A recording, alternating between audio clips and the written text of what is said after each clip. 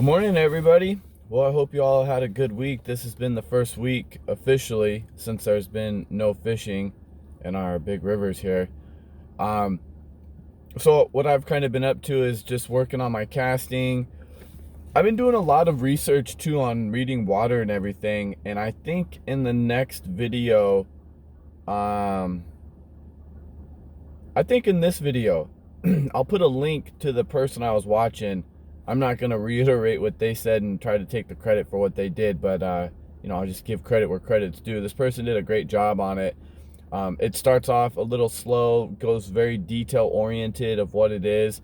Again, this might be all basic knowledge, but I know for somebody getting back into fly fishing that it was very instrumental to me to help me out.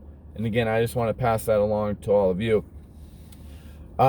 I had a phone conversation with a good friend of mine who was a fly fishing guide down in the Northern Cal area. And we probably talked for about a half hour, and a couple questions that I had for him was, does water clarity, temperature, and weather, and flows, do all of those things matter? And the short answer to the long answer is that yes and no. And I know that may seem a little discouraging, but he was basically just telling me that get a fly that you know is going to work, that you're confident with, and have your presentation down. And this is what I found interesting. We're taught as fly fishermen and gals that when you swing a fly, this is going to be backwards, but if we're going river, this won't be backwards, but if we're going river right, so the river's on your left shoulder, flowing down, it's past your right shoulder, we're taught to cast out, to throw an upstream mend so that your line is doing this. It'll look like this. It's a C, so you don't have this belly in it. So what he was telling me was throw a downstream mend. So it's going to look like this. So instead of having, again, I wish I had something to illustrate this, but if you have your belly to where it's upriver, that's good, but you're going to see the butt end of the fly. If you throw your mend the opposite way to where it's a backward C, then that's going to cause that fly. Let me see if I can mimic it with this. So if we're going downstream, this is what it's going to look like. This is the head of the fly and the butt end of it's here. But if you throw that downstream mend, then, sorry, it'll look like this. That downstream mend, the fish is going to see the broad side of it there. And he said he told his clients that to throw the downstream mend in, and he said he finds it to be very successful for him with what he does.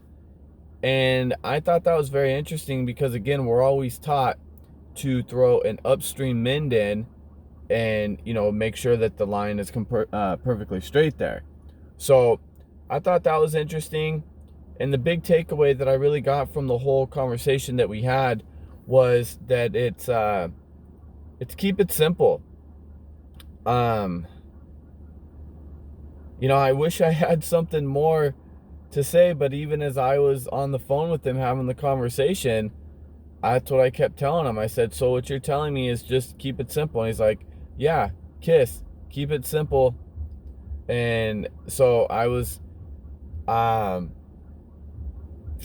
yeah, I think that's really the biggest nugget I took out of there was just that downstream mend there. I will say this about water though. The speed, the things that I've been reading and watching on presentation is you want to look for depth, you want to look for the speed, and look for structure. Those three things right there, this is what I was trying to get out. I knew there was something else I had. There's a formula for when you go out to the river. It's not a cookie cutter, but it is a formula, and that's it right there in my opinion. Again, I'm not a guide, but it's the speed of the water, the depth of the water, and the structure from there. Those three things right there I'm excited to look at those things in the future next time we go out to the Witter. Hello, the river. So I think we'll do another video this weekend. Got a couple new things for camera wise, but yeah, stay tuned. And if you have any comments or questions, please leave those comments and questions. Let's build this as a community to where we all can grow and learn from each other. All right, y'all. Till next time. See y'all later.